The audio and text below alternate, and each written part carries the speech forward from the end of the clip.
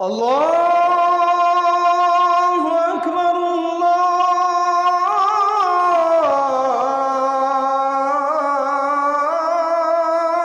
আকবার। ওয়াজ করছেন কে? জোরে বলেন কে?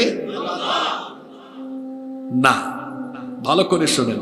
আল্লাহ তার নবীকে বলছেন, নবী আপনি বলেন আমি তোমাদেরকে একটি বিষয়ে ওয়াজ করছি, উপদেশ দিচ্ছি। নবীকে দিয়ে আল্লাহ বলাচ্ছেন কি সেটা? আনতাকুমু লিল্লাহি মাসনা ওয়া ফুরাদা, তোমরা আল্লাহর উদ্দেশ্যে দুই দুইজন করে এবং এক একজন করে দাঁড়িয়ে যাও। সুম্মা তাতাফাক্কারু, অতঃপর চিন্তা করো, মা বিসাহিবিকুম মিন জিন্নাহ, তোমাদের সাথীর মধ্যে কোনো উন্মাদনা নেই, কোনো পাগলামি নেই। আল্লাহ তার নবীকে দিয়ে কাফিরদেরকে বলাচ্ছেন, নবী এই কাফিরদেরকে বলেন আপনার মধ্যে কোনো উন্মাদনা নেই, কোনো পাগলামি নেই। কথা কি শোনা যাচ্ছে? আমি কিন্তু আলোচনার ভেতরে চলে গিয়েছি। কোরআন নাজিলের পরে কাফিরেরা নবীজিকে উন্মাদ বলেছে, পাগল বলেছে। নাউজুবিল্লাহ পড়বেন না? কি আশ্চর্য কথা!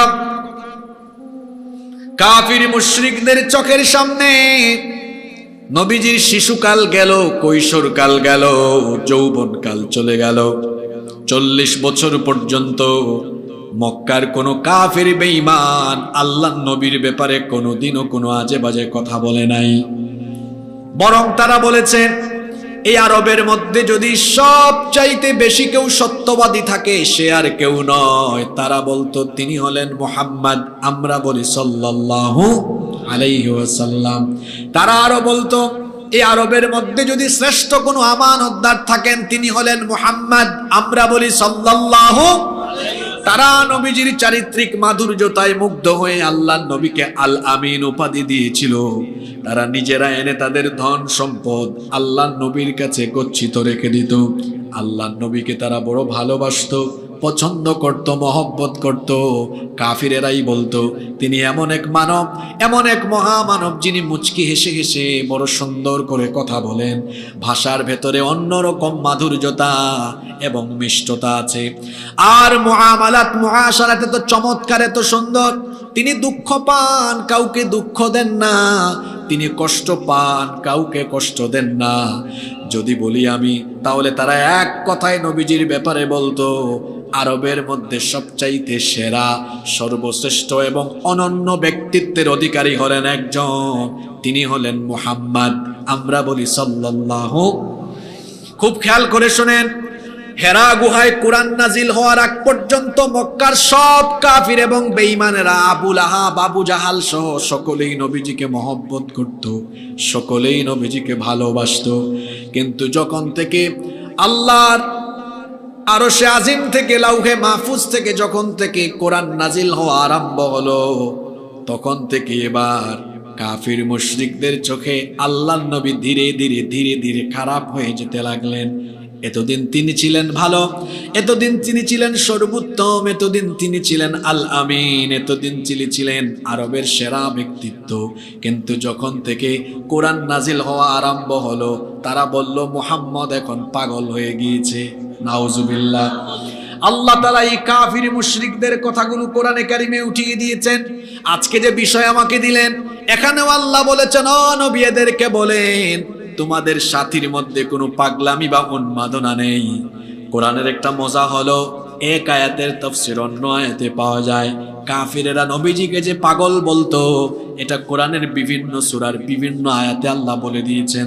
কোরআনে কারীমের 15 নম্বর সূরা, সূরাতুল হিজরের 6 নম্বর আয়াতে আল্লাহ তাআলা বলছেন, ওয়াকালু ইয়া আইয়ুহাল্লাযী নুজ্জিলা আলাইহিদ যিকরু ইন্নাকা লামাজনুন।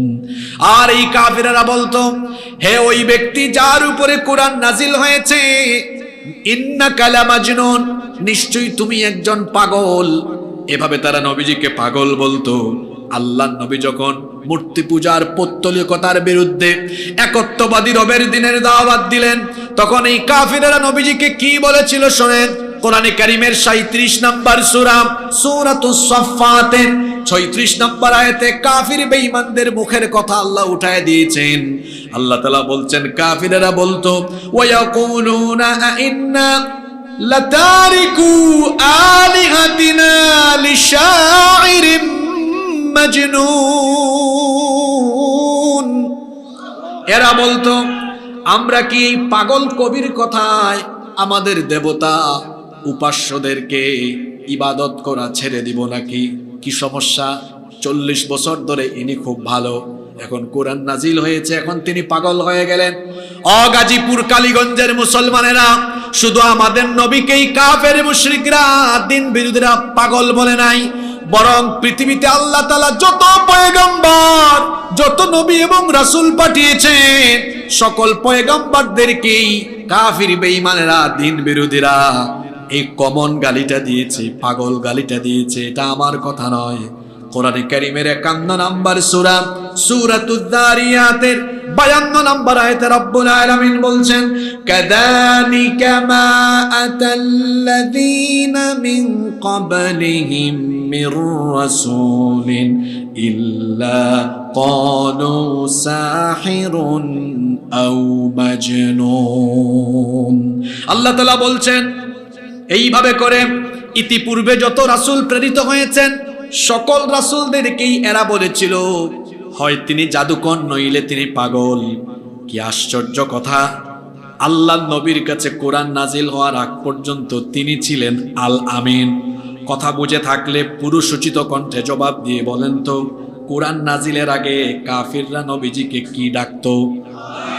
পুরুষ মানুষের মতো জবাব দেন, বলেন কি ডাকতো? এবার বলেন দেখি কোরআন নাজিলের পরে ডাকলো কি? আরো জোরে বলেন। অপরাধটা হলো নবীজি আল্লাহর দ্বীনের দাওয়াত দিচ্ছেন, অপরাধটা হলো নবীজি বলেছেন তোমাদের মন গড়া বিধান মতো এখন আর জমিন চলবে না, আমাকে আল্লাহ পাঠিয়েছেন, আল্লাহ হেদায়েতের কিতাব দিয়েছেন, এই কোরআন দিয়ে সবকিছু চলবে। এই কথা বলার পরে এখন আর কাফিরদের নবীজিকে ভালো লাগে না, এখন তারা পাগল বলা আরম্ভ করলো। গাজীপুর কালীগঞ্জের মুসলমানেরা কানটা খাড়া করে শোনেন, কোরআনের পথে চললে কোরআনের কথা বললে গালি আসে, কোরআন বিরোধীরা গালিগালাজ করে, এটা নতুন কোনো বিষয় নয়। যেই যুগে কোরআন নাজিল হয়েছে সেই যুগে স্বয়ং নবীজি এবং সাহাবীরা কোরআন বিরোধীদের থেকে গালি শুনেছেন। কোরআন নাজিলের যুগে কোরআন বিরোধীরা যেমন কোরআনওয়ালাদেরকে গালি দিত, সেই 1500 বছর ধরে এই পরিক্রমা চলছে। এখনো আপনার সমাজে মিলিয়ে দেখবেন যারা কোরআন সহ্য করতে পারে না, কোরআনের আইন যাদের কাছে ভালো লাগে না, তারা এখনো অবধি দেখবেন সমাজে কোরআনওয়ালাদেরকে তাদের বাপদাদার ঐতিহ্য ধরে রেখে এখনো তারা কোরআনওয়ালাদেরকে গালিগালাজ দেওয়ার রুসুম ধরে রেখেছে। গালির জায়গা আছে, শুধু মডেল বা ভার্সনটা একটু আপডেট হয়েছে। প্রতি বছর অক্টোবরে দেখবেন আইফোন তার নতুন ভার্সন নিয়ে আসে। এখন কত চলে? কি গাজীপুরের মানুষ কি আইফোন ব্যবহার করে না নাকি? 13, 14, 15, 16 এখন কত আসছে? তার নাম কি বদলে গিয়েছে নাকি? নাম কি? আইফোন, শুধু চেঞ্জ করছে কি মডেল বা ভার্সন। আপনি কি বেজার হয়ে যাচ্ছেন নাকি আমার কথা? তবে আল্লাহর হাবিবের মর্যাদা পৃথিবীতে সবার, আপনারা তো বললেন না সবার। এই জন্য আল্লাহ নবীকে যখন কাফির বেঈমানেরা পাগল বলেছে, সঙ্গে সঙ্গে আল্লাহ তাআলা নবীর পক্ষ হয়ে কাফিরদের কথার জবাব দিয়েছেন। আল্লাহু আকবার। কাফির আর মুশরিকেরা যখন নবীজিকে বলেছে মুহাম্মদ, আমরা বলি সাল্লাল্লাহু আলাইহি ওয়াসাল্লাম, তিনি পাগল হয়ে গিয়েছেন।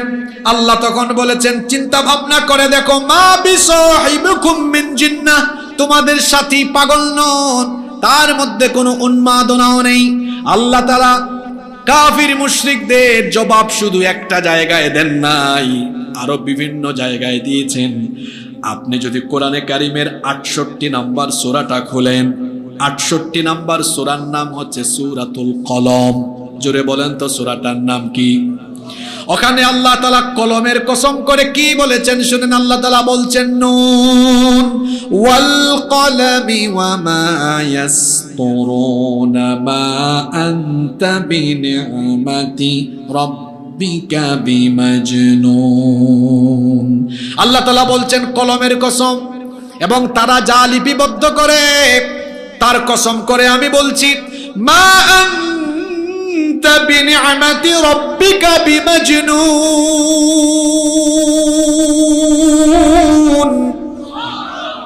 তোমার রবের অনুগ্রহে, আপনার রবের অনুগ্রহে আপনি পাগল নন।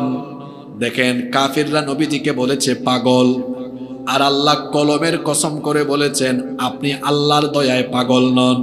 কথা বুঝে থাকলে বলেন তো নবীজি পাগল নন এই কথা বলার জন্য আল্লাহ কিসের কসম করেছেন? এই তো আপনাদের মনোযোগ ভিন্ন দিকে চলে গেছে। কিসের কসম? জোরে বলেন কিসের কসম? কেন আল্লাহ কলমের কসম করে এই কথাটা বললেন? একটা কারণ আছে না নাই?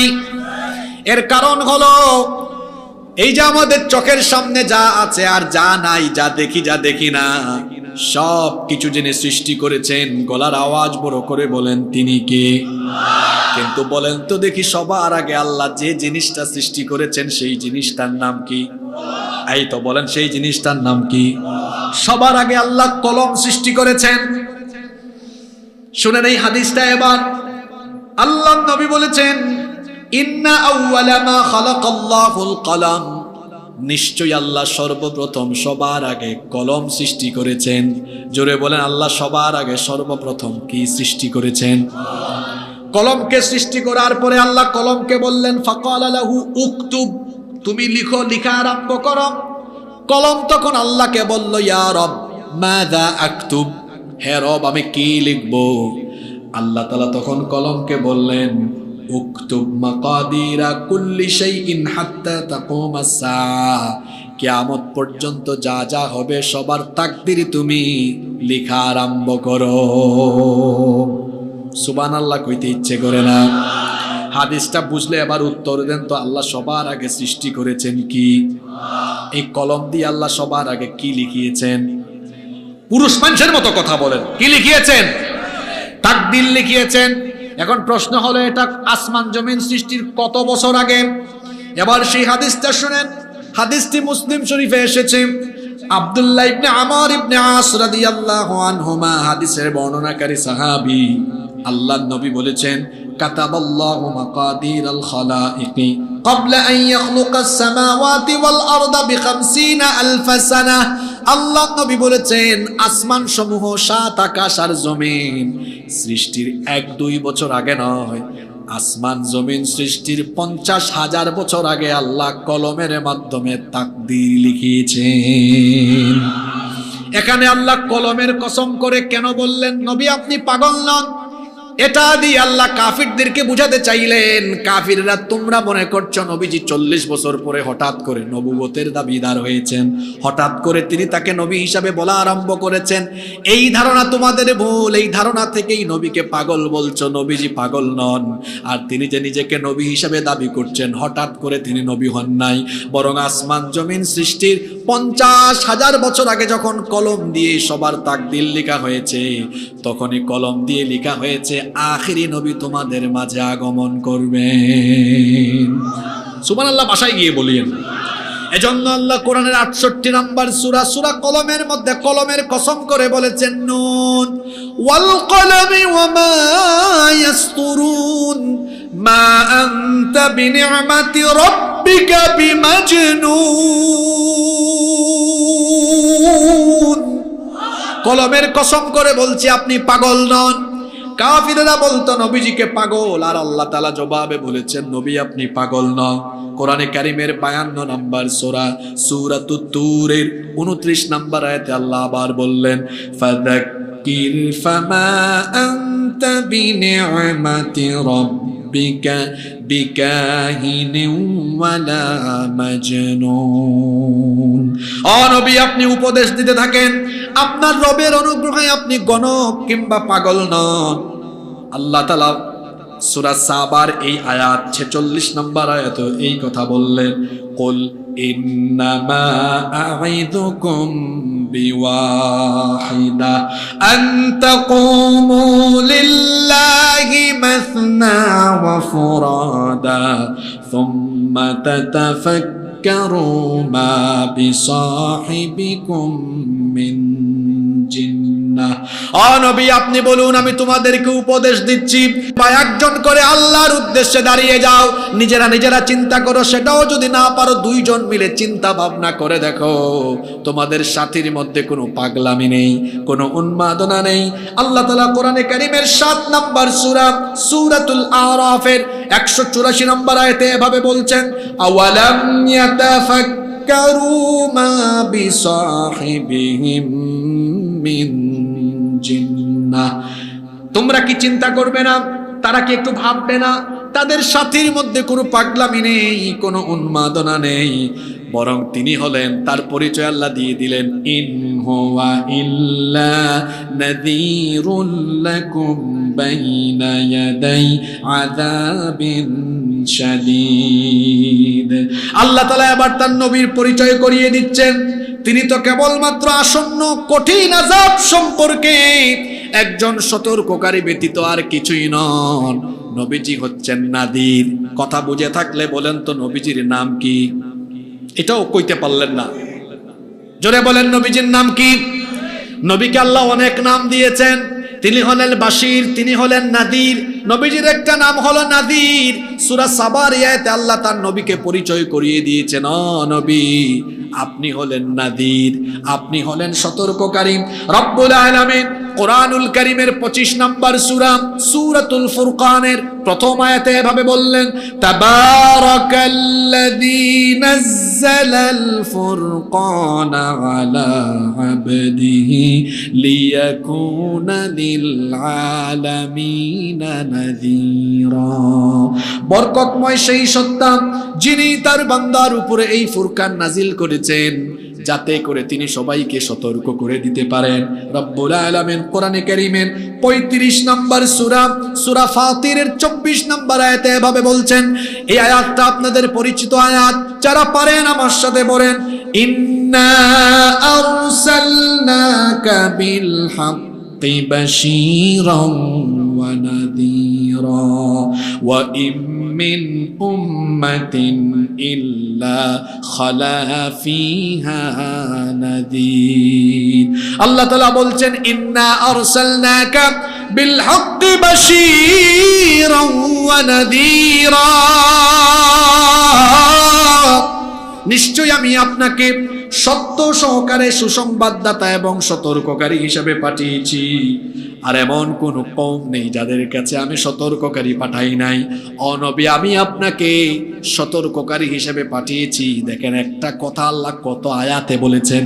কোরআনে কারীমের 46 নম্বর সূরা সূরাতুল আহকাফের 9 নম্বর আয়াতে আল্লাহ বলছেন, কুল মা কুনতু বিদআম মিনার রুসুলি ওয়া মা আদরি মা ইউফআলু বি ওয়ালা বিকুম ইন আত্তাবিউ ইল্লা মা ইউহা ইলাইয়া ওয়া মা আনা ইল্লা নাযীরুম মুবিন। ও নবী, আপনি বলুন, আমি কোন নতুন রসুল নই, এর আগেও আল্লাহ অনেক রসুল পাঠিয়েছেন। আমি জানি না আমার সাথে আল্লাহ কেমন ব্যবহার করবেন, আমি এটাও জানি না কেমন ব্যবহার আল্লাহ তোমাদের সাথে করবেন।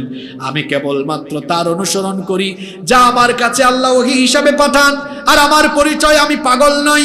ওয়া মা আনা ইল্লা নাযীরুম মুবিন, আমি কেবলমাত্র একজন সুস্পষ্ট সতর্ককারী।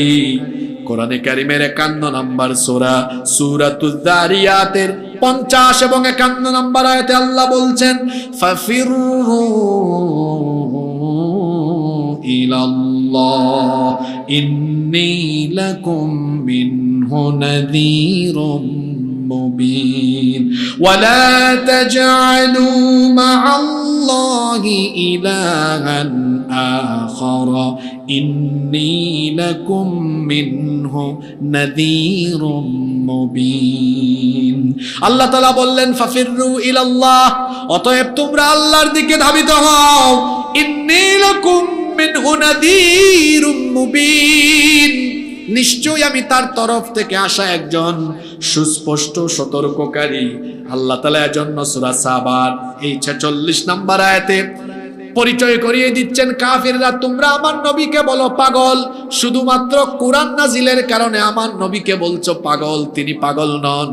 আল্লাহ এই আয়াতের শেষাংশে 46 নম্বর আয়াতের শেষাংশে আল্লাহ পরিচয় করায় দিলেন ইন হুয়া ইল্লা নাযীরুল লাকুম বাইনা ইয়াদাই আযাবিন শাদীদ, তিনি কেবলমাত্র আসন্ন কঠিন আযাবের ব্যাপারে সতর্ক করছেন। কিভাবে আল্লাহর নবী সতর্ক করেছেন শুনেন। আল্লাহর নবীর কাছে যখন 40 বছরে কোরআন নাজিল হওয়া আরম্ভ হয়েছে, কোরআন নাজিলের পরে আল্লাহর নবী প্রাথমিক পর্যায়ে প্রথম 3 বছর গোপনে গোপনে দাওয়াত দিয়েছেন। কথা বুঝে থাকলে বলেন তো, নবীজি প্রাথমিক পর্যায়ে দাওয়াত দিয়েছেন গোপনে না প্রকাশ্যে? আরো জোরে বলেন, গোপনে না প্রকাশ্যে? গোপনে নবীজি দাওয়াত দিয়েছেন মোট কত বছর? জোরে বলেন কত বছর? 3 বছর পরে আল্লাহ তার নবীর কাছে ওহী নাজিল করে বললেন ওয়া আনযির আশীরাতাকাল আকরাবিন, আপনি আপনার নিকটাত্মীয়দেরকে প্রকাশ্যে সতর্ক করেন। বুখারী শরীফের হাদিস। এই আয়াত নাজিল হওয়ার পরে আল্লাহর নবী সাফা পাহাড়ে উঠলেন। বলেন তো সাফা পাহাড় বাংলাদেশের কোন জেলায়? আপনারা ঘুমাই গেছেন নাকি? তো সাফা পাহাড় বাংলাদেশের কোন জেলায় আছে নাকি? বলেন তো সাফা পাহাড় কোথায়? মক্কা শরীফে। জোরে বলেন কোথায়? এটা কাবা শরীফের কাছে। হজে গেলেও সাফা মারওয়া সাই করা লাগে, উমরায় গেলেও সাফা মারওয়া সাই করা লাগে। হাজী সাহেব শুধু চক্কর বক্কর দিয়ে হাজী সাহেব নাম লাগায়া চলে আসেন। জানি না ওখানে গেলে আপনার অনুভূতি কেমন হয়। যতবার আল্লাহ আমাকে সাফা পাহাড়ে নিয়েছেন, যতবার আমি গিয়েছি, এই কদিন আগেও আমি গিয়েছি, যতবার গিয়েছি বুখারী শরীফের এই ঘটনাটা বারবার আমার মনে পড়েছে। মনের অজান্তে আমার চক্ষু দিয়ে পানি এসেছে। কারণ এই সাফা পাহাড় এটা তো সেই পাহাড় যেই পাহাড়ে আমার নবী প্রথম দিন দাওয়াত দিয়ে রক্তাক্ত হয়েছে। এই পাহাড়ে কাফিরেরা আমার নবীর রক্ত ঝরিয়েছে। শুনেন এবার সেই হাদিস। যখন নবীজিকে বলা হলো প্রকাশ্যে দাওয়াত দেওয়া আরম্ভ করেন, আল্লাহর নবী সেই দিনই সাফা পাহাড়ের উপরে উঠলেন। জোরে বলেন তো কোন পাহাড়ের উপরে? আরো জোরে বলেন কোন পাহাড়ের উপরে? আমাদের এলাকায় যখন কোনো গুরুত্বপূর্ণ এলান ঘোষণা দেওয়া হয়, বলা হয় সাবধান সাবধান। এটা শুনলেই মানুষ বুঝে কোনো জরুরি ঘোষণা আছে। আরবদের তৎকালে একটা নিয়ম ছিল, তারা যখন গুরুত্বপূর্ণ কোনো বিষয় ঘোষণা করত, তখন কথার আগে তারা বলতো ইয়া সাবাহা। আল্লাহর নবী পাহাড়ের উপরে উঠে যখন বললেন ইয়া সাবাহা, কাফির বেঈমানেরা চতুর্দিক থেকে এবার সাফা পাহাড়ের চারপাশে গিয়ে সমবেত হয়ে গেল। আল্লাহর নবী প্রত্যেক গোত্রের লোকদেরকে নাম ধরে ধরে ডাকলেন, ইয়া বানি আদি, ইয়া কুরাইশ, ইয়া বানি ফাহর, ইয়া বানু হাশিম। প্রত্যেক গোত্রের নাম ধরে ধরে ধরে ধরে ডাকলেন। ডেকে তারপরে সবাইকে আল্লাহর নবী একটা প্রশ্ন করলেন, একটা বিষয় আল্লাহর নবী তাদের কাছ থেকে জানতে চাইলেন। নবীজি বললেন আরাআইতুকুম লাউ আখবারতুকুম আন্না খাইলাম বিল ওয়াদি তুরিদু আন তুগীরা আলাইকুম আকুনতুম মুসাদ্দিকিয়া। আচ্ছা বলো তো, আমি যদি তোমাদেরকে বলি এই পাহাড়ের অপর প্রান্তে শত্রুপক্ষ তোমাদেরকে আক্রমণ করার জন্য সব রকমের প্রস্তুতি সম্পন্ন করেছে, এই কথা আমি যদি তোমাদেরকে বলি, তাহলে তোমরা কি আমার কথা বিশ্বাস করবে নাকি? সকলে সমস্বরে একসাথে জবাব দিয়েছিল। তারা বলেছিল নাআম মা জাররাবনাকা আলাইকা ইল্লা সিদকা। তুমি যদি বলো অবশ্যই বিশ্বাস করব, কারণ কোনোদিন আমরা তোমাকে সত্য ব্যতীত মিথ্যা বলতে শুনি। আল্লাহর নবী বললেন ঠিক আছে, তোমরা যদি আমাকে এতটাই সত্যবাদী মনে করো, তাহলে আমি তোমাদেরকে বলছি শোনো, ফাইন্নী নাযীরুল লাকুম বাইনা ইয়াদাই আযাবুন শাদীদ। এই 46 নম্বর আয়াতের সাথে হাদিসটার একেবারে ভাষাগত সম্পূর্ণ মিল। আল্লাহর নবী বললেন তাহলে এটাও বিশ্বাস করো, ফা ইন্নী নাযীরুল লাকুম বাইনা ইয়াদাই আযাবিন শাদীদ। এটা এই আয়াতেও এসেছে, ইন হুয়া ইল্লা নাযীরুল লাকুম বাইনা ইয়াদাই আযাবিন শাদীদ। কি সুন্দর আয়াতের সাথে হাদিসের মিল। নবীজি বললেন তাহলে এই কথাটাও মেনে নাও, আল্লাহ আমাকে তোমাদের জন্য সতর্ককারী হিসাবে পাঠিয়েছেন, তোমাদেরকে সাবধান করার জন্য আমি এসেছি। আমাকে আল্লাহ নবুয়ত দিয়েছেন, আল্লাহ আমাকে রিসালত দিয়েছেন। আমার নবুয়ত মেনে নিয়ে আল্লাহর বিধান মতো জীবন পরিচালনা করো। শয়তানি পথ, তাগুতি পথ, মানুষের দেখানো পথ মতকে সব ফেলে দাও, আল্লাহর দ্বীনকে গ্রহণ করে নাও। আল্লাহর নবী এই কথা যখন বললেন, বলা মাত্রই কিছুক্ষণ আগে যারা নবীজিকে সত্যবাদী বলে স্বীকৃতি দিয়েছে, এরা এখন বলল, মা জামাতানা ইল্লা লিহাদা। এগুলো বলার জন্য কি আমাদেরকে এখানে ডেকে এনে সময় নষ্ট করছো নাকি? সেখানে নবীজির চাচা আবুল আহাবও উপস্থিত ছিল। আবুল আহাব খুব রাগী মানুষ, সে শুধু এই কথাই বলল না, সেটাও বলল, এখানে ডেকে এনে ভাতিজা সময়টা নষ্ট করলা। তাব্বাল্লাকা ইয়া মুহাম্মদ, হে মুহাম্মদ তুমি ধ্বংস হয়ে যাও। নাউজুবিল্লাহ, কি ঘুম থেকে উঠে বলবেন নাকি? সেই পাহাড়, সাফা পাহাড়ে নবীজি যেদিন এই কথা বললেন, আমি সতর্ককারী। আবুল আহাব বলল তুমি ধ্বংস হও। শুধু এই কথা বলে নাই, তিরমিজি শরীফের riwayate এসেছে আবুল আহাবের সামনে একটা বড় পাথর ছিল। এই পাথরটা আবুল আহাব এইভাবে হাতে নিল, আমার নবীজির দিকে ছুঁড়ে মারল। পাথরটা আমার নবীর মাথা মুবারকে পড়ে গেল। সঙ্গে সঙ্গে আমার নবীর মাথা মুবারক ফেটে ফিনকি দিয়ে দিয়ে রক্ত বের হওয়া আরম্ভ হয়ে গেল। আরে আমার নবীর মাথা ফেটে রক্ত বেয়ে বেয়ে পড়ছে। সেটা সেই পাহাড়, সাফা পাহাড়ে গেলে আমার গায়ের লোম দাঁড়িয়ে যায়। এটা তো সেই পাহাড় যেই পাহাড়ে আবুল আহাব আমার নবীকে মাথায় আঘাত করে রক্ত ঝরিয়েছে। আল্লাহর নবী বেহুশ হয়ে ওই পাহাড়ে পড়ে গেলেন। আবুল আহাবের দুই মেয়ে, আবুল আহাবের দুই ছেলে উতবা আর উতাইবা নবীজির দুই মেয়ে উম্মে কুলসুম এবং রুকাইয়াকে বিয়ে করেছিল। আবুল আহাব বাড়িতে গিয়ে তার দুই ছেলেকে ডাকলো, ডেকে বলল, মুহাম্মদ আমাদের বাপদাদার ধর্মকে নষ্ট করে দিচ্ছে, সে এখন নতুন দিনের দাওয়াত দিচ্ছে। এই অপরাধে তার দুইটা মেয়েকে এক্ষুনি তালাক দিয়ে বাড়িতে দিয়ে আসো। আল্লাহর নবী বাড়িতে ছিলেন, বাড়িতে তখনও তার রক্ত ঝরছে মাথা থেকে।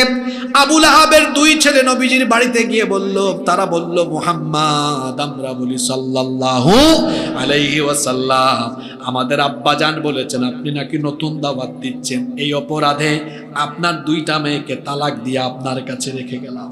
ও গাজীপুর কালীগঞ্জের মুসলমানেরা, আল্লাহর জমিনে আল্লাহর দ্বীন এমনি এমনি আসে নাই। আল্লাহর জমিনে আল্লাহর দ্বীন ইসলাম সরাসরি নবীজির রক্তের উপরে দিয়ে, সাহাবীদের রক্তের উপর দিয়ে, রক্ত মাখা পিচ্ছিল পথ পাড়ি দিয়ে তারপরে পৃথিবীতে ইসলাম কায়েম হয়েছে।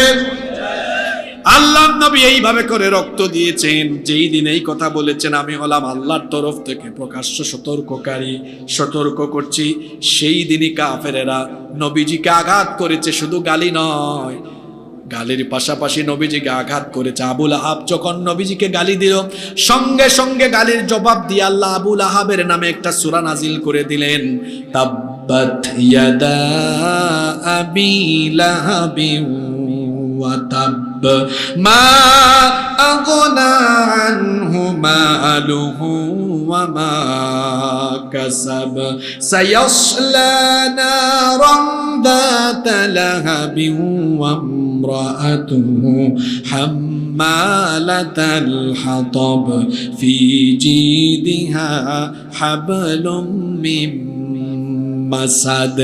আবুল আহাব তার দুই হাত দিয়ে পাথর নিক্ষেপ করে বলেছিল, মুহাম্মদ তুমি ধ্বংস হও। আল্লাহ বললেন, তাব্বাত ইয়াদা আবি লাহাবি ওয়া তাব, ধ্বংস হোক আবুল আহাবের দুই হাত এবং ধ্বংস হোক সে নিজেও।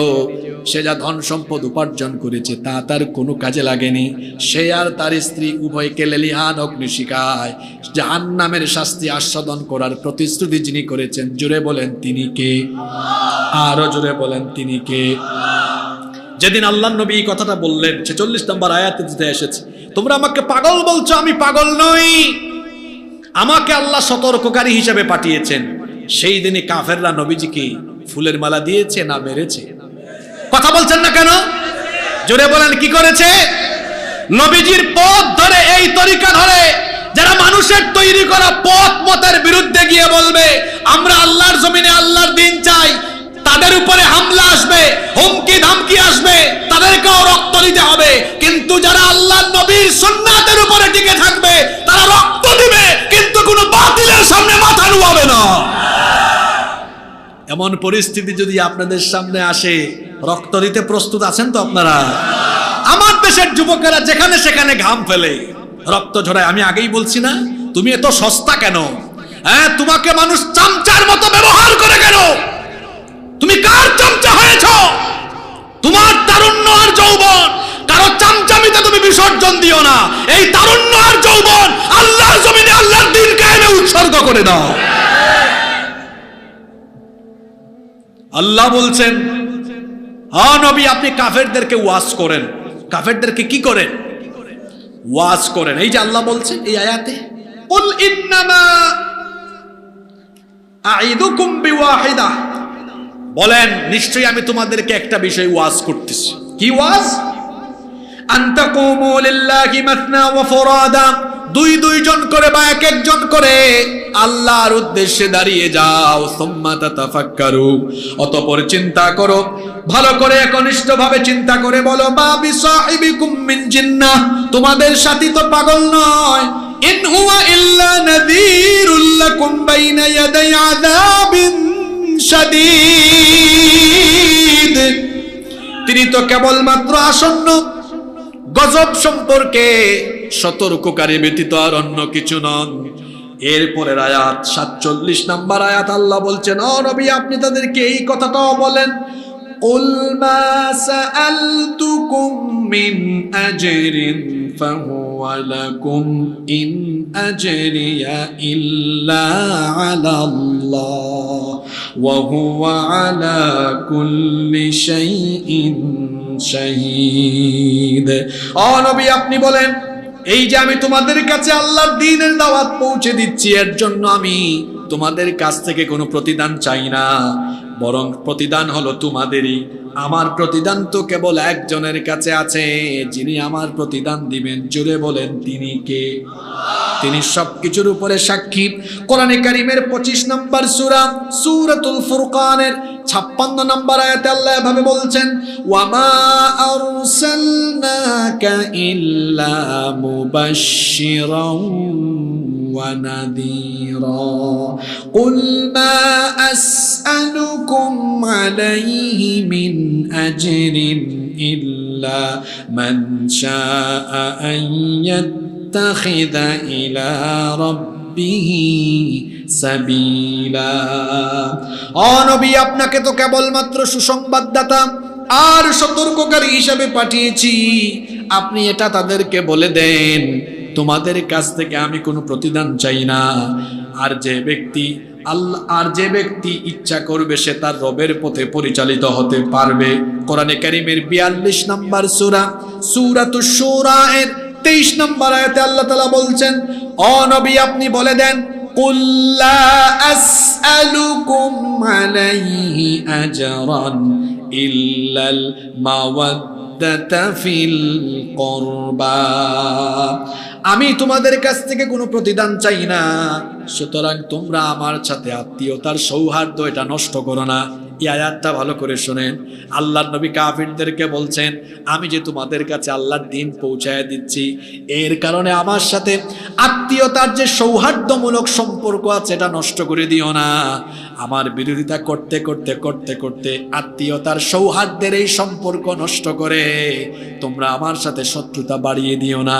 কিন্তু এটা বলার পরেও কাফিরেরা, মুশরিকেরা, তারা নবীজির সাথে আত্মীয়তা সুলভ আচরণ করে নাই, বরং দেখা গিয়েছে নবীজির পথ চলতে পথের মধ্যে কাটা দিত। নিয়মিত তারা নবীজিকে গালিগালাজ করত, পাগল বলতো, জাদুকর বলতো, কাহিন বলতো, গণক বলতো, মিথ্যাবাদী বলতো। শুধু তাই নয়, আল্লাহর নবী নামাজে সাজদায় গেলে তারা এনে আল্লাহর নবীর মাথার উপরে উটের নাড়ি ভুড়ি ফেলে যেত। শুধু তাই নয়, আল্লাহর নবীকে তারা এত কষ্ট দিয়েছে। বুখারীতে একটা হাদিস এসেছে, এক নিকৃষ্ট কাফের তার নাম হলো উকবা বিন আবি মুইত। আল্লাহর নবী একবার কাবা শরীফে নামাজ আদায় করছিলেন, এই কাফির এসে আল্লাহর নবীর গলার মধ্যে গামছা দিয়া পেঁচায়া তারপরে আল্লাহর নবীকে কাবা শরীফের চতুর্দিকে টানা হেঁচড়া আরম্ভ করেছে।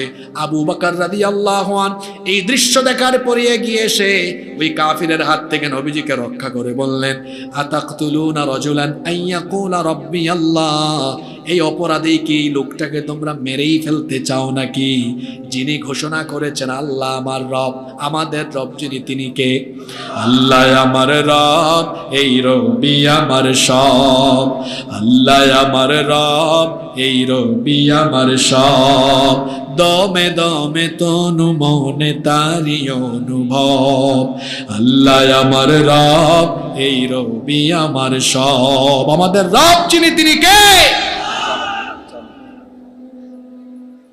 আবু বকর রাদিয়াল্লাহু আনহু বললেন, এই অপরাধী কি তাকে মেরেই ফেলবা নাকি?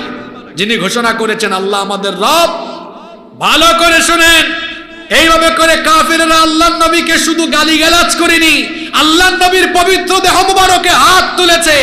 আপনি আল্লাহর দ্বীনের উপরে থাকলে, দ্বীনের পথে চললে এত তেল তেলা চেহারা নিয়ে চলতে পারবেন না। যখন আপনি সত্যিকার অর্থে দ্বীনের পথ ধরবেন, কাফির বেঈমানরা পিঠের চামড়া উঠাই ফেলবে। এটাই যুগ যুগ ধরে নবীদের তরিকা। এই পথে যারা চলেছে তারা ঈমানের পরীক্ষা দিয়েছে। জোরে বলেন, ঈমানের কি দিয়েছে? পরীক্ষা সবাই দিয়েছে। বুখারী শরীফের আরেকটা হাদিস আমার মনে পড়ল। আল্লাহর নবী বলেছেন, মান ইউরিদিল্লাহু খাইরান, আল্লাহ যার কল্যাণ চান, ইউসিবু মিন, আল্লাহ তাকে সবচেয়ে বেশি মুসিবতে ফেলেন, পরীক্ষা করেন।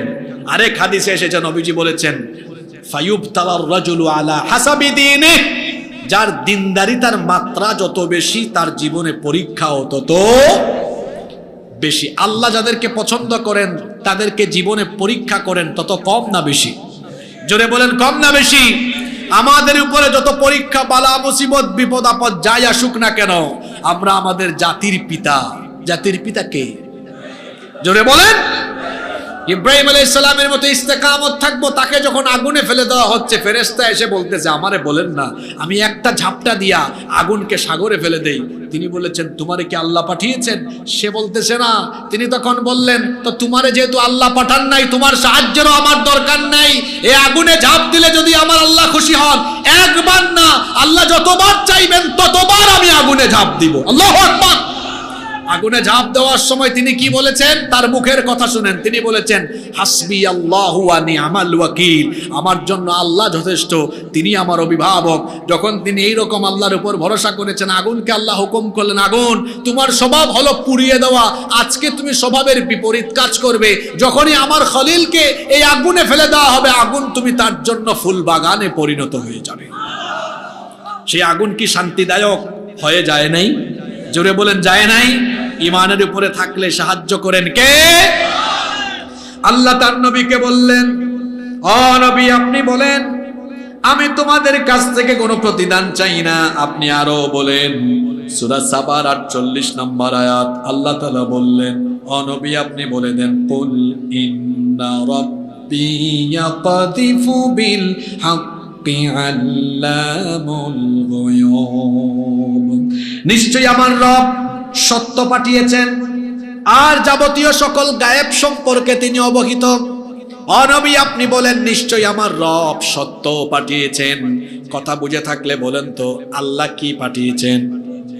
জোরে বলেন না, কি পাঠিয়েছেন? আল্লাহ হক পাঠিয়েছেন, সত্য পাঠিয়েছেন। এখন প্রশ্ন হতে পারে, সেই হক কি? আল ইসলামু হাক্কুন ওয়াল কুফরু বাতিলুন, সেই সত্যের নাম হলো ইসলাম, সেই হকের নাম হলো কোরআন। ও নবী আপনি আরো বলে দেন, ও নবী আপনি আরো বলে দেন, কুল জাআল হাক্কু ওয়া মা ইউবদিউল বাতিলু ওয়া মা ইউঈদ। ও নবী আপনি আরো বলে দেন, সত্য এসে গিয়েছে এবং বাতিল কিছু সৃষ্টি করতে পারে না, বাতিল কিছু পুনরাবৃত্তিও করতে পারে না। ও নবী আপনি এই কথাটা বলে দেন, আল্লাহ সত্যকে নিক্ষেপ করেছেন। এখানে যে শব্দ দেওয়া হয়েছে ইয়াকদিফু, আলেম যারা আছেন তারা জানেন, ইয়াকদিফু মানে হলো আই ইউলকি বা ইয়ালকি মানে নিক্ষেপ করা। এই যে দেখেন আমার হাতে টিস্যু আছে, এটাকে যখন আমি এমনে মারি এটাকে আরবিতে বলে ইয়াকদিফু বা ইয়ালকি, এটা নিক্ষেপ করা। আল্লাহ এখানে যে শব্দটা দিয়েছেন, আল্লাহ বলেছেন নবী আপনি কাফিরদেরকে বলেন আল্লাহ সত্যকে ছুঁড়ে মেরেছেন। কেন আল্লাহ এই শব্দটা চয়ন করলেন? এটা একটা কারণ আছে। আচ্ছা বলেন তো দেখি, হালকা কোনো বস্তুর উপরে যদি ভারী বস্তু নিক্ষেপ করা হয়, হালকা বস্তুটা থাকবে না চুরমার হয়ে যাবে? জোরে বলেন, থাকবে না চুরমার হয়ে যাবে? আল্লাহ ইয়াকদিফু শব্দটা এমনি এমনি দেন নাই। আল্লাহ তাআলা বলছেন ইসলাম যখন আল্লাহ দিয়েছেন, ইসলামের এই মহাসত্যের আঘাতের ফলে দুনিয়ার সকল বাতিল এবং মিথ্যা ভেঙে চুরে খান খান চুরমার হয়ে গিয়েছে। আল্লাহু আকবার। এজন্য রব্বুল আলামিন কোরআনুল কারীমের 21 নম্বর সূরা সূরাতুল আম্বিয়া এর 18 নম্বর আয়াতে কথাটা এইভাবে বললেন, বাল নাকযিফু বিল হাক্কি আলাল বাতিলি ফায়াদমাগুহু ফাইদা হুয়া যাহিকুম ওয়া লাকুমুল ওয়াইলু মিম্মা তাসিফুন। বরং আল্লাহ তাআলা মিথ্যার উপরে সত্যকে ছুঁড়ে মারেন, যার ফলে মিথ্যা চূর্ণ বিচূর্ণ হয় এমন ভাবে যাতে তা নিঃশেষ হয়ে যায়, যাতে তা ধ্বংস হয়ে যায়। আল্লাহ তাআলা তার নবীর কাছে যখন দ্বীনে হক ইসলাম দিয়েছেন আর কোরআন দিয়েছেন, কাফিরেরা গালাগালি করেছে, কাফিরেরা আঘাত করেছে, কাফিরেরা নবীজিকে মক্কা থেকে বের করে দিয়েছে, নবীজির বিরুদ্ধে যুদ্ধ করেছে, কিন্তু মহাসত্য ইসলামের সামনে তারা থাকতে পারে নাই। নবীজিকে মক্কা থেকে বের করে দিলেও একটা সময় আল্লাহ নবীজিকে মক্কার বিজয় দিয়েছেন। এই জন্য নবীজি যেদিন মক্কা বিজয় হয়েছিল সেই দিন কাবা শরীফে ঢুকে 360টা মূর্তিকে ঠেলে ঠেলে ফেলে দিয়ে এই আয়াতটা নবীজি তেলাওয়াত করেছিলেন, ওয়াকুল জাআল হক ওয়াজাহাকাল বাতিল ইন্নাল বাতিলা কানা যাহুকা।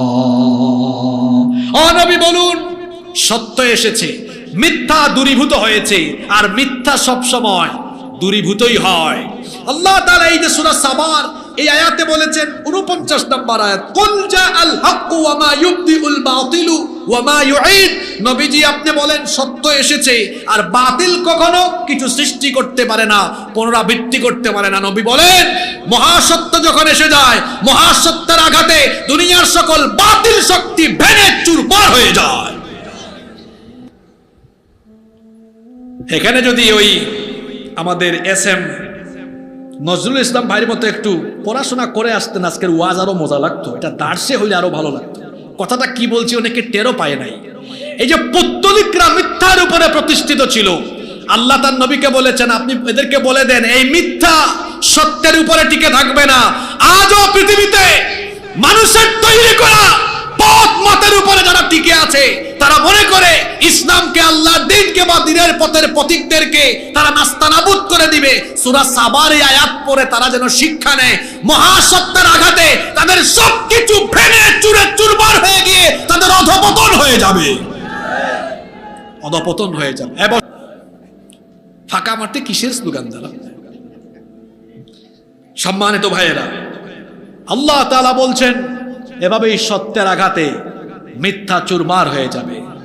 ইসলামের সামনে যা দাঁড়াবে তা থাকবে না, কোরআনের সামনে যা থাকবে তা টিকে থাকবে না। আজকে যারা মনে করছে আল্লাহর দ্বীনের সামনে, কোরআনের সামনে আমরা বড় বড় কথা বলে টিকে থাকবো, আপনি বুকার স্বর্গে বসবাস করছেন। আল্লাহর কোরআনের সামনে, আল্লাহর দ্বীনের সামনে যারা এই বিপরীত শক্তি হয়ে ইসলামকে মোকাবেলা করতে চাইবে তারা সমূলে ধ্বংস হয়ে যাবে। আল্লাহ তার নবীকে বলছেন, নবী এটা বলে দেন, ধ্বংস হয়ে যাবে। ওই যে আমার ভাই একটু আগে বক্তব্যতে বলেছেন হিসাব নিকাশ চুকায় দেওয়া হবে, এর পরের আয়াত থেকে এবার হিসাব চুকানোর আয়াত চলে আসছে। আপনাদের আর 10-12 মিনিট ধৈর্য থাকবে তো? হিসাব নিকাশের আয়াতে এবার আসতেছে। এর পরের আয়াতে আল্লাহ বলছেন, নবী বলে দেন, কুল ইন দালালতু ফাইন্নামা আদিল্লু আলা নাফসি ওয়া ইন ইহতাদাইতু ফাবিমা ইউহি ইলাইয়া রাব্বি ইন্নাহু সামিউন করিব। আল্লাহর নবী যখন দিনের দাওয়াত দেওয়া আরম্ভ করেছেন। কাফিররা নবীজিকে বলেছে পথভ্রষ্ট, নবীজিকে বলেছে গোমরাহ। জোরে বলেন নাউজুবিল্লাহ। আল্লাহ বললেন, ও নবী আপনি তাদেরকে বলেন, কুল ইন দালালতু ফা ইন্নামা আদিল্লু আলা নাফসি, আমি যদি পথভ্রষ্ট হয়ে যাই তবে আমারও কল্যাণে আমি পথভ্রষ্ট হয়ে যাব। ওয়া ইন ইহতাদাইতু ফাবিমা ইউহি ইলাইয়া রাব্বি, আর যদি আমি হেদায়াত প্রাপ্ত হই তবে তা এই জন্য কারণ আমার রবের তরফ থেকে আমার কাছে ওহী প্রেরণ করা হয়েছে। ইন্নাহু সামিউন করিব, নিশ্চয়ই তিনি সর্বশ্রোতা এবং অতি নিকটবর্তী। অর্থাৎ হেদায়াত এটা হলো শুধুমাত্র ওহীর পথ, কোরআনের পথ, এইখানেই হেদায়াত আছে। আর আমি এটার উপরে টিকে আছি, আমি গুমরাহির পথে নই। কথাটা বুঝে থাকলে বলেন তো, পৃথিবীতে একমাত্র সত্য, সঠিক, নির্ভেজাল এবং হেদায়াতের পথ কিসের পথ? ওহীর পথ। জোরে বলেন কিসের পথ? আর ওহীর পথ হলো কোরআনের পথ। কথা বুঝে থাকলে বলেন তো, একমাত্র সঠিক পথ, হেদায়াতের পথ কোনটা? তা আপনি ধরছেন কোনটা? আপনি তো পথ ধরেছেন অমুক নেতা, অমুক নেত্রীর, অমুকের তমুকের। মনে রাখবেন, আল্লাহ সঠিকভাবে কোরআনে বলে দিয়েছেন, সুস্পষ্ট করে বলে দিয়েছেন, কোরআনের পথ ছাড়া যত পথ আছে সমস্ত পথ হলো গুমরাহ, সমস্ত পথ হলো বাতিল, সমস্ত পথ হলো ভ্রান্ত।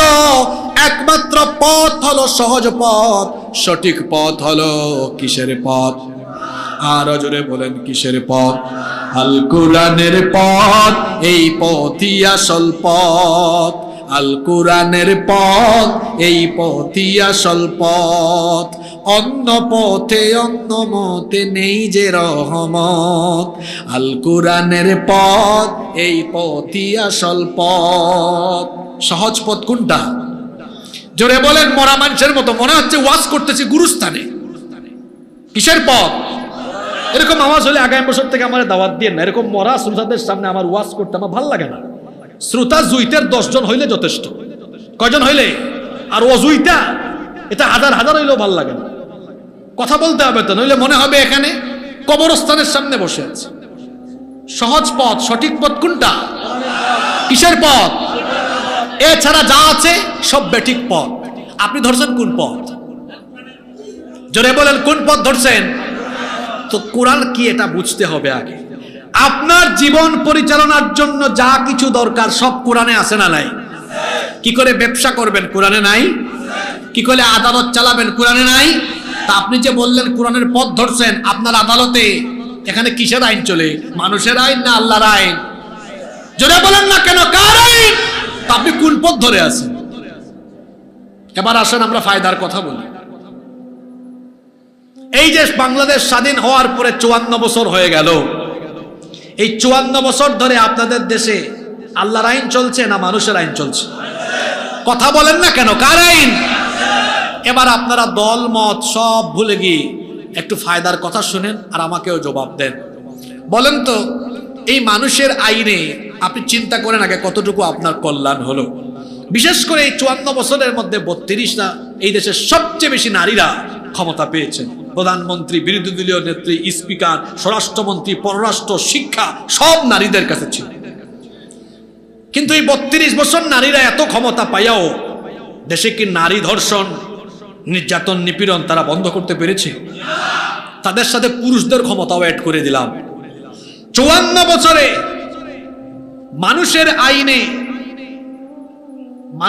আইনে এটা প্রতিষ্ঠা থাকার ফলে দেশে কি নারী ধর্ষণ, নির্যাতন, নিপীড়ন বন্ধ হয়ে গিয়েছে?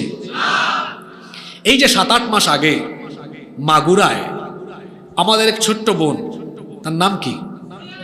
আসিয়া, এক পরিবারের 3 নরপিশাচ আমার এই বোনটির উপরে পাশবিকতা চালালো। কয়েকদিন হাসপাতালে থেকে কষ্ট পেয়ে পেয়ে দুনিয়া থেকে নীরবে চলে গেল। তার কবরে ঘাস উঠে গেছে। বলেন তো, তার এই পরিস্থিতি যারা করেছে তারা এখনো বেঁচে আছে না নাই? আপনাদের আদালতে চলে কার আইন? জোরে বলেন। এ কেমন আইন? যে আইন থাকার ফলে ধর্ষিতা কবরে গিয়ে কবরে ঘাস উঠে আর ধর্ষক মাসের পর মাস বেঁচে থাকে, সেই আইনের মুখে আমি লাথি মারি। আমার দেশে এমন কিছু কলেজ আর বিশ্ববিদ্যালয় আছে যেখানে ধর্ষণের সেঞ্চুরি হয়েছে। কি আপনি কি ঘুমায় গেলেন নাকি? আমি কি ভুল বলেছি নাকি? ওই ধর্ষককে আবার ফুলের মালাও দেওয়া হয়েছে। আমার দেশে এমন কিছু ব্যবসায়ী আছে ধর্ষণের দায়ে অভিযুক্ত, টাকার গরমে আইনকে তার জুতার নিচে ফেলে দিয়েছে, তার কিছুই হয় নাই। আমার দেশে এমন কিছু রাজনীতিবিদ আছে ধর্ষণের দায়ে অভিযুক্ত, ক্ষমতার গলমে তার পায়ের নিচে আইনকে চেপে রেখেছে, তার কিছুই হয় নাই। অথচ ধর্ষিতা নীরবে নিবৃতে আত্মগোপনে গিয়ে কেউ বা আবার আত্মহত্যা করে দুনিয়া ছেড়ে চলে গিয়েছে। এ কেমন আইন? যে আইন থাকার ফলে ধর্ষিতা কবরে চলে যায়, আর ধর্ষক সাদা পায়জামা পাঞ্জাবি গায়ে দিয়ে রাজপথে হাঁটে আর ভি চিহ্ন দেখিয়ে তারপরে গলায় ফুলের মালা গলায় দিয়ে হাঁটে, আর ধর্ষিতা কবরে যায়। যেখানে ধর্ষিতা বিচার পায় না, সেই দেশের আইনের মুখে আমি ঝাড়ু নিক্ষেপ করি। এবার বলেন তো, এর পরিবর্তে যদি সেখানে আল্লাহর আইন থাকতো? কোরআনে তো ধর্ষকের শাস্তি কি এটা নাই? চুরি ডাকাতির শাস্তি কি এটা নাই? ফৌজদারি দেওয়ানি অপরাধের কোনটা কি শাস্তি সেটা নাই? কোরআনে যদি সেটা থাকতো, আর গাজীপুরে যদি এমন ঘটনা ঘটতো, গাজীপুর কোর্টের সামনে জনসম্মুখে এই লুচ্চার বদমাশদেরকে মৃত্যুদণ্ড দেওয়া হতো। যদি এই দেশে ধর্ষণের একটা বিচার কোরআন দিয়ে জনসম্মুখে করা হতো, দেশের সবগুলা বদমাশ তারের মতো সুদা হয়ে যেত। এখন আপনারা বলেন তো, আপনাদের ভালোর জন্য আপনারা কার আইন চান? মানুষেরটা না আল্লাহরটা? জোরে বলেন কার আইন? আরো জোরে বলেন কার আইন? আল্লাহর আইন দরকার, নইলে আপনারা মুক্তি পাবেন না। আপনাদের দেশে যে মানুষ খাইতে পারে না, এত গরিব মানুষ, এইটাও হয়েছে মানুষের আইন থাকার ফলে। আমার আজকের গোটা আলোচনা মনে রাখতে না পারলেও এখনকার 2 লাইন আজকে নিয়ে বাড়িতে যান, এটা এলাকায় এলাকায় বলবেন। আল্লাহ তাআলা একটা সমাজের, একটা জাতির দারিদ্রতার অভিশাপ দূর করার জন্য আল্লাহ একটা অর্থনৈতিক ফর্মুলা দিয়েছেন। এটার নাম হলো যাকাত। এটার নাম কি? আমার দেশে মানুষ যাকাতের নামে শাড়িলুঙ্গি বিতরণ করে, এদের যাকাত আদায় হয় না। কারণ যাকাত নির্ধারিতভাবে 8 খাতের মানুষকে দিতে হয়, এটা কোরআনে আছে না নাই? আবার যাকাত দিতে হয় এমন ভাবে যে যাকে যাকাত দেওয়া হবে সে যেন ভবিষ্যতে আর যাকাত খাওয়ার উপযুক্ত না থাকে। এটা কি করে আপনাদেরকে বুঝাই? মনে করেন এখানে একটা কমিটি আছে 30 বছর ধরে, তারা যেমন মাহফিল করে, তারা মনে করেন একটা উদ্যোগ নিল যে এই এলাকায় যাদের নেশাব পরিমাণ মাল আছে, যাদের উপর যাকাত ফরজ, তাদের কাছ থেকে তারা যাকাতের টাকা উত্তোলন করতে লাগলো। উত্তোলন করে তারা দেখলো মোট পরিমাণ হয়েছে 2 লক্ষ টাকা এই বছর। জোরে বলেন কত লক্ষ টাকা? এই 2 লক্ষ টাকা যদি 500 করে দেয়, তাহলে 400 জন মানুষকে দিতে পারবে। কিন্তু বলেন তো, এই 400 জন মানুষ 500 করে টাকা পায়, এরা কি ধনী হয়ে যাবে নাকি? এক বেলা খাবে, আবার গরিবই থেকে যাবে। কিন্তু যদি এই 2 লক্ষ টাকা 400 জন মানুষকে না দিয়ে 3-4 জনকে এভাবে দেওয়া হয়, একজন বিধবা মহিলাকে একটা সেলাই মেশিন কিনে দিলেন, বোন আপনার পরিবার চলে না তো, এটা দিয়ে কাজ করে খান। আরেকজনের অসচ্ছল পরিবার, তাকে একটা, আপনাদের এলাকায় ভ্যান আছে না অটোরিকশা টমটম আছে? সবই আছে, একটা ভ্যান তারে কিনে দিলেন, তার পরিবার চলার মতো ব্যবস্থা হয়ে গেল। আরেকজনের কাছে অল্প টাকা আছে, কিছু টাকা হলে বিদেশ চলে যেতে পারে, পরিবারটা সচ্ছল, নাও তোমারে কিছু টাকা দিলাম। আরেকজনকে একটা টঙের দোকান করে দিলেন। 2 লক্ষ টাকা 400 জনকে দেওয়ার মধ্যে ফায়দা না 3-4 জনকে দেওয়ার মধ্যে ফায়দা? 3-4 জনের আগামী বছর যাকাত খাবে। এত আপনাদের চুপাইন নাকি নাম? এটা দিয়ে উদাহরণ দিলাম। এখন এটা যদি রাষ্ট্রীয় পর্যায়ে যায়, শুনতেছেন তো আমার কথা, সারা দেশের মুসলমানদের সরকার সম্পদের হিসাব সরকারের কাছে থাকবে। যাদের উপর নেশাব পরিমাণ সম্পদ যাদের কাছে আছে, যাকাত ফরজ, বছর শেষে মোবাইলে মেসেজ চলে আসবে, মিস্টার অমুক সাহেব এই বছর আপনার এত টাকা যাকাতের আসছে, আপনাদের কালীগঞ্জ অফিসে গিয়ে অমুক জায়গায় টাকাগুলা জমা করে দেন। যাকাত মন্ত্রণালয় এটা উত্তোলন করবে। এখন সারা দেশের যাকাতের টাকাগুলো জমা হয়েছে কয় জায়গায়? জোরে বলেন কয় জায়গায়? আপনাদেরকে বোঝানোর জন্য আমি একটা কম অ্যামাউন্ট ধরছি। মনে করেন এই বছর সারা দেশ থেকে তোলা হইল 140,000 কোটি টাকা, এটা গাজীপুর দিয়ে কাভার হবে, কিন্তু বোঝানোর জন্য বলতেছি 140,000 কোটি টাকা এটা এখন এক জায়গায় জমা। এই এদিকে তাকাও, এটা তোমার ওয়াজ কালো পাঞ্জাবি, কিছু করো না, বেকার আছো, বেকার থাকলে এটা তোমার ওয়াজ। এখন 140,000 কোটি টাকা হইল, কত? 140,000 কোটি টাকা। এখন সরকার 64 ডিস্ট্রিক্টে সার্ভে করলো, সার্ভে করে সারা দেশের 64 ডিস্ট্রিক্ট থেকে 70 লক্ষ বেকার যুবককে ঢাকায় ডেকে আনলো। কত লক্ষ বেকার? 70 লক্ষকে ডেকে এনে প্রত্যেকের হাতে 2 লাখ টাকার চেক দিয়েছে। ধরো 2 লাখ টাকার চেক দিলাম, এই টাকা নিয়ে এলাকা গিয়ে পাকপাকুম করো, না কুটির শিল্প বা হাঁসের খামার, মুরগির খামার, যে কোনো কাজ করে এটা কাজে লাগাও। আমাদের উপজেলা অফিসার আছেন, অডিট অফিসার, সংশ্লিষ্ট অডিট অফিসার সব পর্যবেক্ষণ করবে। এইরকম করে দায়িত্ব দেওয়া হলো। এটা আমার ফর্মুলা না আল্লাহর ফর্মুলা? জোরে বলেন কার? জাকাতের ওয়াজ হুজুর যারা এখানে আসছেন এইভাবে করবেন, মসজিদগুলোতে মানুষকে জাকাত বুঝাবেন ভালো করে। বলেন তো এই ফর্মুলায় যদি জাকাত উত্তোলন করে দারিদ্রতা বিমোচনে এইভাবে ব্যয় করা হয়, তাহলে আমরা দেখলাম 1 বছরে কত লক্ষ যুবকের কর্মসংস্থান করা গেল। কথা তো বলছেন না, জোরে বলেন কত লক্ষ? এটা হুজুরের প্রক্রিয়া না আল্লাহর প্রক্রিয়া?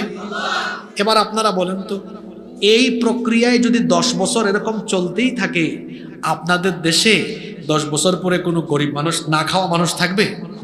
জোরে বলেন থাকবে?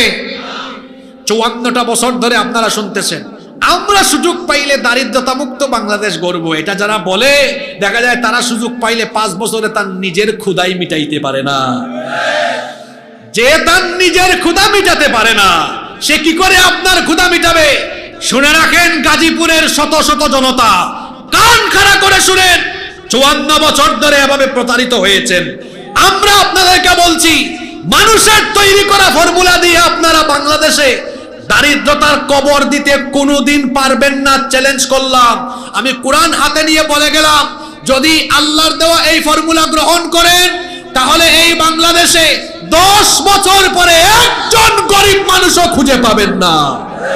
এজন্য যদি সত্যিকার অর্থে দারিদ্রতা মুক্ত, ক্ষুধা মুক্ত সমাজ বিনির্মাণ করতে যান, মানুষের তৈরি করা আইনকে লাথি দিয়ে বঙ্গোপসাগরে ফেলে দিয়ে আল্লাহর কোরআনের আইনকে গ্রহণ করে নিতে হবে। মানলে ভালো, না মানলে নাই। আমাদের কাজ বুঝানো, আপনি বুঝলে ভালো, না বুঝলে আমার কিছু করার। এরপরে আল্লাহ বলছেন, ও নবী, এই যে তারা আপনার দেখানো, আপনার আহ্বান করা পথ, আপনার আহ্বান করা আপনার দেখানো পথের দিকে আসলো না, দুনিয়ায় তারা আপনার বিরোধিতায় মেতে উঠলো, আমার দিনকে গ্রহণ করলো না।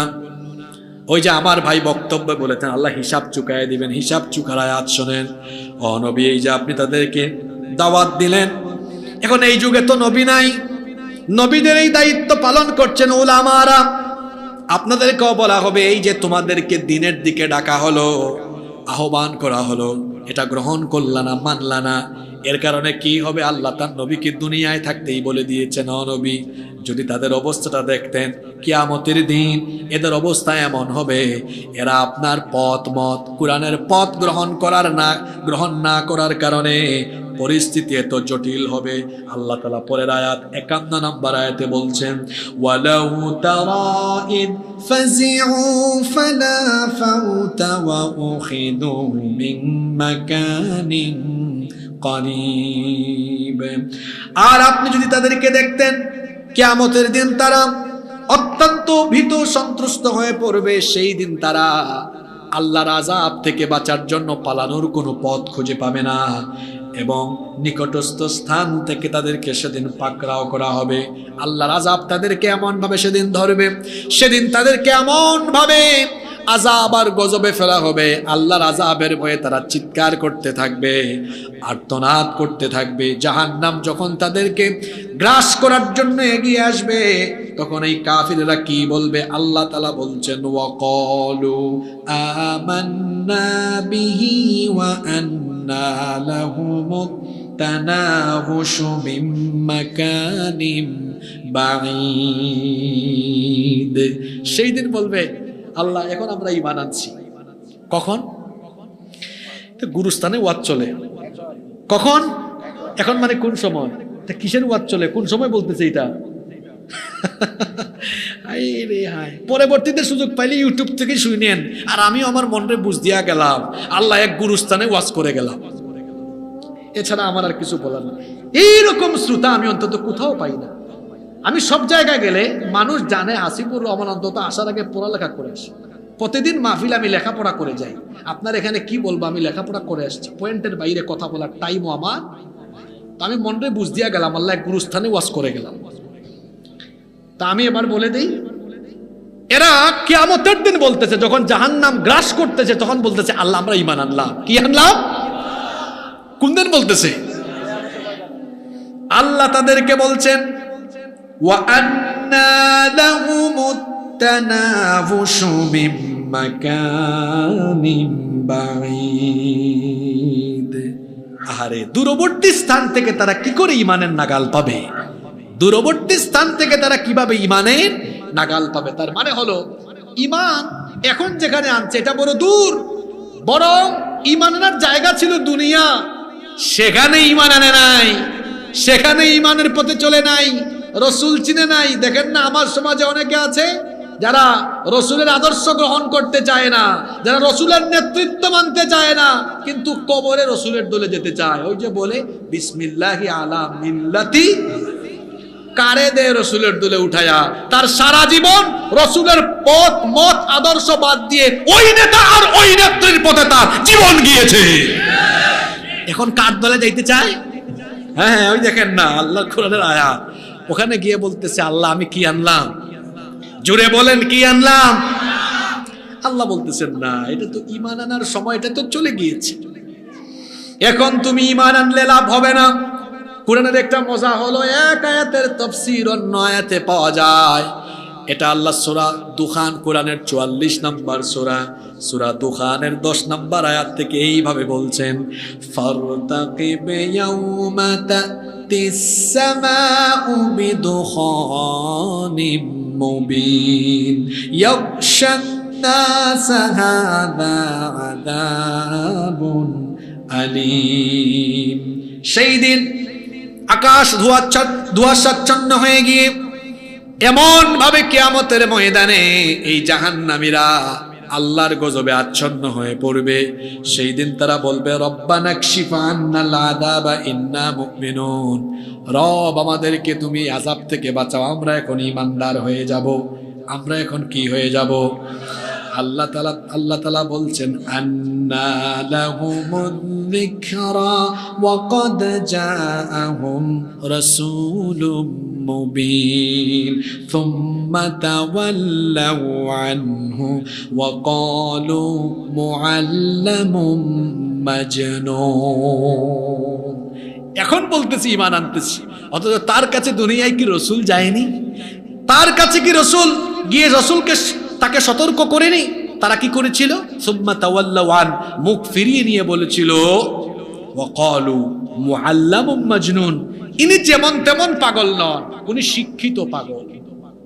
নাউজুবিল্লাহ কইতো মন চায় না। একজন কয় ঠিক, কি বেতাল শ্রোতা, চিন্তা করেছেন কেমনে ওয়াজ শুনতেছে। আল্লাহ বলছেন যখন নবীজি ঈমান আনতে বলেছেন তখন নবীকে কি বলেছো? শিক্ষিত পাগল। এই যুগে তো নবী নাই। যখন আলেমরা বলেছিলেন ওই পথ বাদ দিয়া কোরআনের পথ ধরেন, তখন হুজুর করে দেখলেন মৌলবাদী, জঙ্গিবাদী, স্বাধীনতা বিরোধী, রাজাকার আর ধর্ম ব্যবসায়ী বলেছেন সেই দিন আল্লাহ মজা ভালো করে বুঝাই দিবেন। আল্লাহ বলবেন এখন বলতেছো তুমি ঠিক হয়ে গেছো। আবার শুনেন কোরআন শরীফের আয়াত, কোরআনে কারীমের 35 নম্বর সূরা, সূরা ফাতিরের 37 নম্বর আয়াত। এরা আরো বলবে রব্বানা আখরিজনা না'মাল সালিহান গায়রাল্লাযী কুন্না না'মাল, রব আমাদেরকে জাহান্নাম থেকে বের করো। এখন যদি বের করে আবার দুনিয়ায় পাঠাও, এখন আর আগের মতো বেয়াদবি করব না, ভালো হয়ে যাব, ভালো কাজ করব, ঈমান আনবো, ইমানের পথে চলবো। আল্লাহ তখন তাদেরকে বলবেন, আওয়ালাম নুআম্মিরকুম মা ইয়াতাযাক্কারু ফীহি মান তাযাক্কার ওয়া জাআকুমুন নাযীর। তোমাকে কি হায়াত দেই নাই? তোমাকে কি জীবন দেই নাই? এতই যদি ভালো হওয়ার শখ থাকতো তো দুনিয়ায় তুমি ভালো হইলে না কেন? এখন আর এই কথা বলে লাভ নাই। এখন আযাবের মজা বুঝাবেন কে? এদেরকে যখন জাহান্নামে ঢুকানো হবে, ফেরেশতারাও বলবে, কিরে আলাম ইয়াতিকুম নাযীর, তোর কাছে কি কোনো সতর্ককারী যায় নাই? তোদের যুগে কি কোনো নবী রাসূল তোদেরকে সতর্ক করে নাই? অথবা নবী রাসূলগণের ওয়ারিস আলেমরা কি তোদেরকে সতর্ক করে নাই? এরা তখন বলবে, ক্বালু বালা ক্বাদ জাআনা নাযীর, হ্যাঁ সতর্ককারী আমাদের কাছে এসেছিল। তো ভালো কথা, তাদের সাথে কেমন আচরণ করেছিলে? তারা বলবে ফাকাল্লাবনা ওয়া কুলনা মা নাযালাল্লাহু মিন শাইইন আনতুম ইল্লা ফি দালালিন কাবীর। আমরা তাদেরকে মিথ্যা বলে প্রতিপন্ন করেছিলাম, অনেক ওয়াজ করেছে, এগুলো শুনতাম না, মানতাম না। আল্লাহ বলবেন, ঠিক আছে, মজা বুঝো, ফেরেশতারা ডান্ডা বেরি লাগা, শিকল লাগায়া জাহান্নামে ফেল। তখন এই জাহান্নামীগুলো সেই দিন বলবে, ওয়াকালু লাউ কুন্না নাসমাউ আও নাকিলু মা কুন্না ফি আসহাবিস সাঈর। আহা, আমাদেরকে যা বলা হয়েছিল সেগুলো যদি শুনতাম আর মানতাম, আজকে আমাদের এই পরিণতি হতো। আল্লাহ বলছেন, কেন এদেরকে আজ এই জাহান্নামের আযাব এর সম্মুখীন হওয়া লাগছে? সূরা সাবার 53 নম্বর আয়াতে আল্লাহ বলছেন, ওয়াকাদ কাফারু বিহি মিন ক্বাবলু ওয়া ইয়াকযিফুনা বিল গায়বি মিন মাকানিন বাঈদ। এর কারণ হলো, ইতিপূর্বে দুনিয়ায় তারা নাফরমানি করত, দূরবর্তী স্থান থেকে গায়েব সম্পর্কে তারা কূট মন্তব্য ছুড়ে মারত, অর্থাৎ দুনিয়ায় থাকাকালীন আখিরাত নিয়ে ঠাট্টা করত।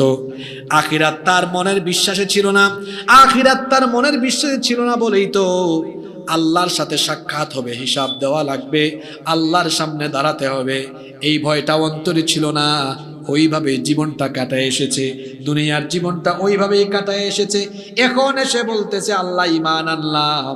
আল্লাহ সূরা সাবার শেষ আয়াত 56 নম্বর আয়াত, এই কথা দিয়ে আল্লাহ শেষ করতেছেন, শুনেন, ওয়াহিলা বাইনাহুম ওয়া বাইনা মা ইয়াশতাহুনা কামা ফুইলা বিআশয়াইহিম মিন ক্বাবল ইন্নাহুম কানু ফি শাক্কিম মুরিব।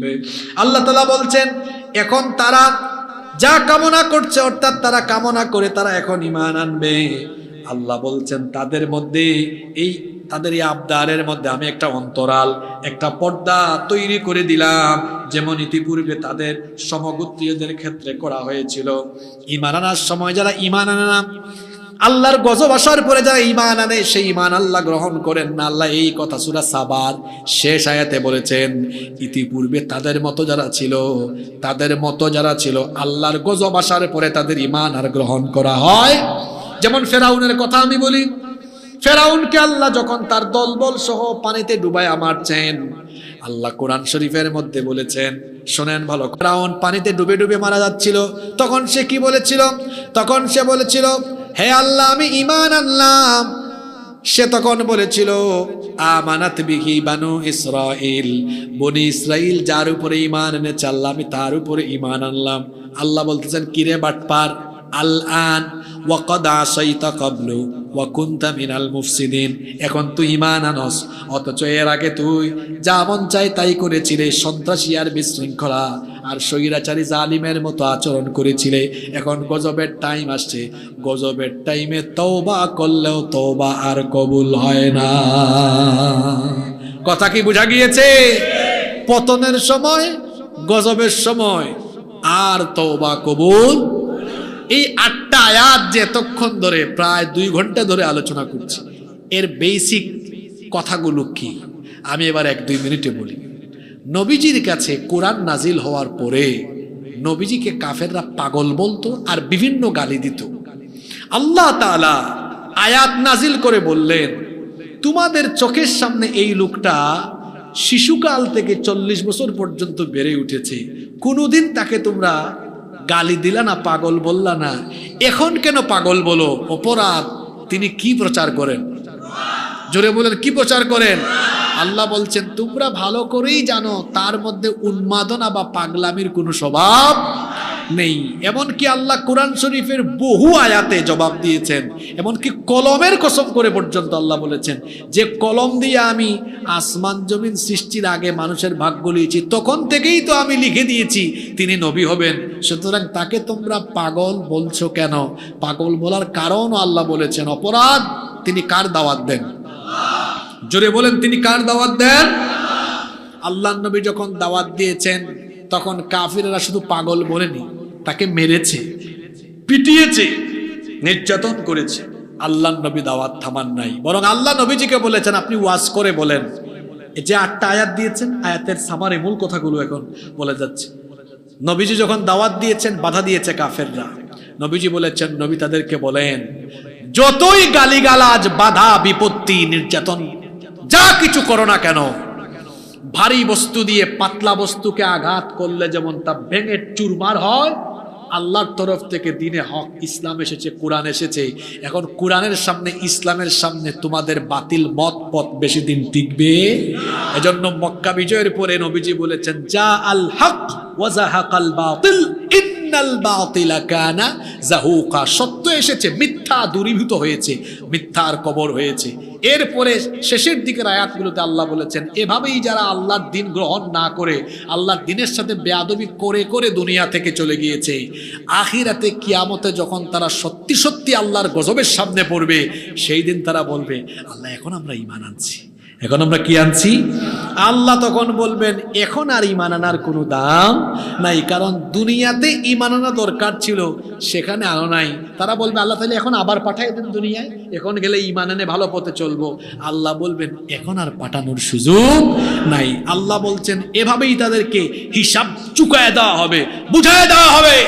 শুধু এখানে ওই কাফেরদের কথা বলা হয়নি, এখানে কি বলা হলো?